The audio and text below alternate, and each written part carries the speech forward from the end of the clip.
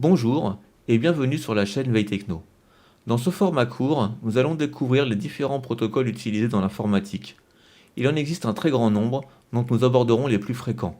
Ici, nous verrons SMTP, POP3 et IMAP.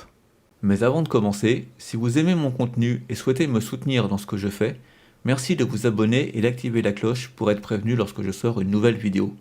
Et pour les plus téméraires d'entre vous, un petit pouce bleu et un commentaire, ce qui m'aide beaucoup pour le référencement. Nous sommes désormais prêts pour commencer, je vous laisse monter dans le train de la Veille Techno et vous souhaite un bon voyage dans l'univers du réseau.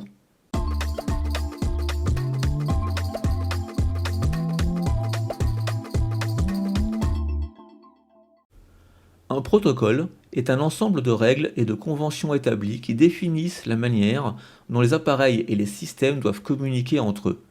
Ces règles spécifient les formats de données, les séquences d'échange, les méthodes d'authentification, de gestion des erreurs nécessaires pour une communication efficace et fiable.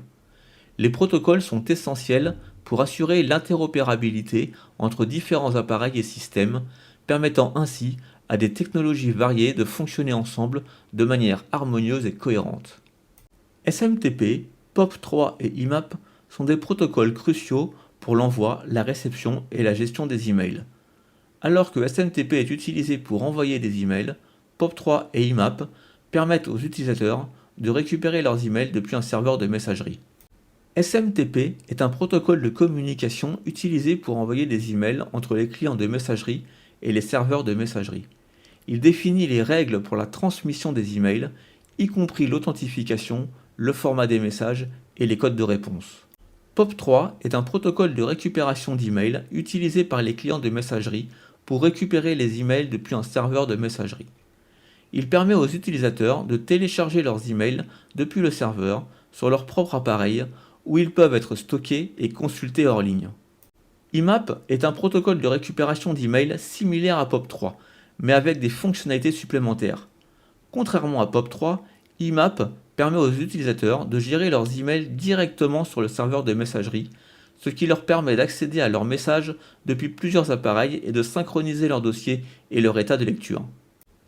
Lorsqu'un utilisateur envoie un email à l'aide d'un client de messagerie, celui-ci utilise le protocole SMTP pour transférer le message vers le serveur de messagerie sortant. Le serveur SMTP est alors responsable de relayer le message au serveur de messagerie entrant du destinataire, qui stocke le message dans la boîte de réception du destinataire jusqu'à ce qu'il soit récupéré. Pour récupérer ces emails depuis le serveur de messagerie entrant, un utilisateur utilise un client de messagerie configuré pour se connecter au serveur POP3. Le client envoie une demande au serveur POP3 pour récupérer les nouveaux emails. Le serveur POP3 répond en envoyant les emails en attente que le client télécharge sur l'appareil de l'utilisateur. Une fois téléchargés, les emails sont généralement supprimés du serveur, sauf si l'utilisateur spécifie le contraire. Contrairement à POP3, IMAP permet aux utilisateurs de gérer leurs emails directement sur le serveur de messagerie. Lorsqu'un client de messagerie est configuré pour utiliser IMAP, il se connecte au serveur IMAP pour accéder aux emails.